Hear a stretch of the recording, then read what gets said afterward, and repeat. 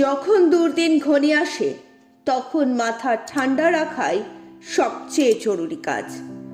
যাঁদের মুখে সবসময় কথার খই ফোটে তাঁদের দরকার তখন কিছুদিনের জন্যে বাক সংযম অভ্যাস করা।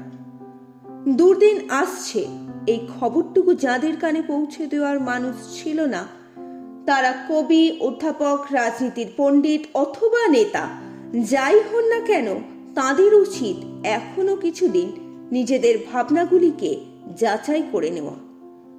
দুর্দিন কখনো চিরকাল থাকে না, এই কথাটাও আমাদের সমানভাবে মনে রাখা দরকার। নইলে সামনের অন্ধকার আমাদের ঘাড়ে এমনভাবে চেপে বসবে যাতে রাস্তা হাঁটাই হবে কঠিন থেকে কঠিনতর সমস্যা। দুর্দিনে আমরা নিশ্চয়ই যে যার ঘরে বসে থাকবো না। শুভ ও অশুভের লড়াইয়ে তখনও আমাদের কাজ থেকেই যাবে।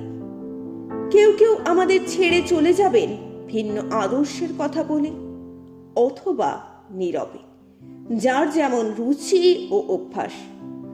আর তখনই আমরা পৃথিবীকে আর একটু বেশি করে চিনতে পারব, বুঝতে পারব কোথায় আমাদের সত্যিকারের শক্তি আর কোথায় আমাদের দুর্বলতা।